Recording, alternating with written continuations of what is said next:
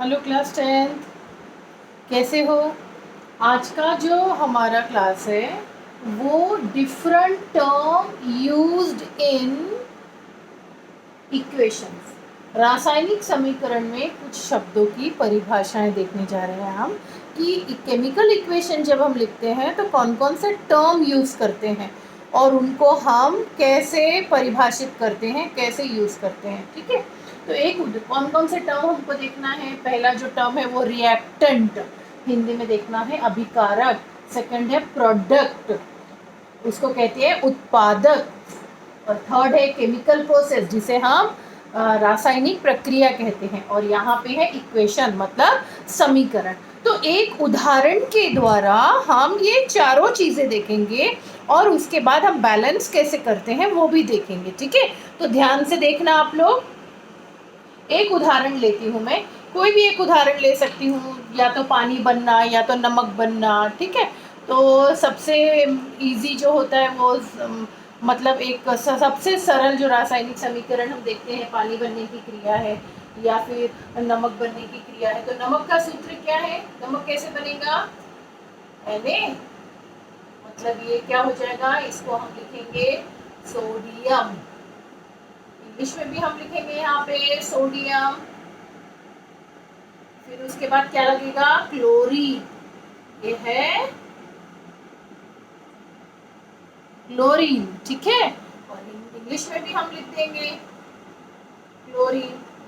तो जब समुद्र के अंदर नेचर में सोडियम का धातु, सोडियम का एलिमेंट और क्लोरीन गैस, ये दोनों आपस में रासायनिक प्रक्रिया करते हैं तो नमक तैयार होता है। और नमक का रासायनिक सूत्र क्या है, उसे क्या कहेंगे हम, NaCl।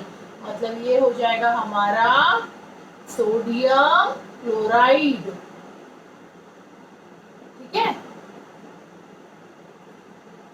और हिंदी में भी, इंग्लिश में भी लिख देंगे हम सोडियम क्लोराइड। हिंदी मीडियम के बच्चे कोई भी होमवर्क नहीं कर रहे हैं, शाला खुलने पर या बाद में आपको ये सारी चीजें 3-3 4-4 बार करके दिखानी है। तो अभी से आप एक बार करो और याद करो। तो अब हमने देखा कि सोडियम, अब इस समीकरण नमक बनने की प्रक्रिया में बीच में जो एरो है इसे कहते हैं इज इक्वल टू।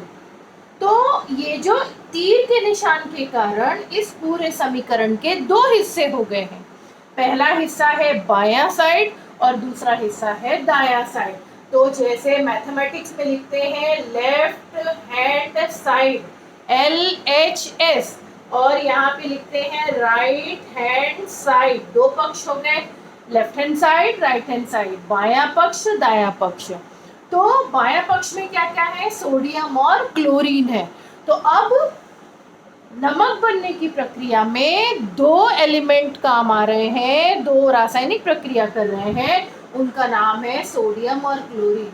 तो रिएक्टेंट किसे कहेंगे, the elements which are takes part in chemical reactions, they are known as reactant. मतलब रासायनिक प्रक्रिया में भाग लेने वाले पदार्थों को, तत्वों को अभिकारक कहते हैं, रिएक्टेंट कहते हैं।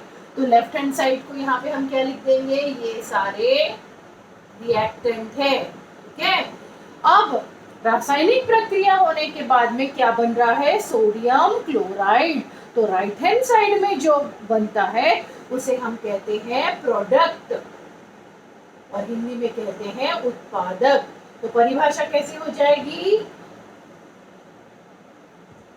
After reaction reactant they produce product. मतलब रासायनिक अभिकारक होने के कारण, प्रक्रिया होने के कारण जो नया पदार्थ बन रहा है उसे हम प्रोडक्ट कहते हैं, उत्पादक कहते हैं।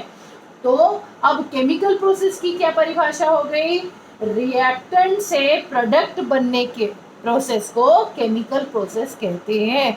When product are form after reactions the process is known as chemical process. और बार बार तो हम सोडियम क्लोरीन, सोडियम क्लोराइड बड़े बड़े शब्दों में इसका नाम नहीं लिख सकते हैं, तो हम उनको सिंबल के जरिए दर्शाते हैं। संकेतों के जरिए दर्शाते हैं। तो जो संकेतों के जरिए हम यदि केमिकल प्रोसेस दर्शा रहे हैं उसको हम इक्वेशन कहते हैं, उसको हम समीकरण कहते हैं। आपको ऐसे ही, ये फर्स्ट एग्जांपल है, इनकी परिभाषा ढूंढनी है, किताब में है। और दूसरा, इसको बताना है कि यहाँ पे कौन कौन सी चीजें हो रही है। हाइड्रोजन, ऑक्सीजन मिल के बन रहे हैं पानी। इस समीकरण में आपको बताना है रिएक्टेंट कौन से हैं, प्रोडक्ट कौन से हैं, केमिकल प्रोसेस क्या हो रहा है। और इसके सामने लिखना है हाइड्रोजन कौन सा है, ऑक्सीजन कौन सा है, पानी कौन सा है, और आपको होमवर्क सेंड करना है। ठीक है।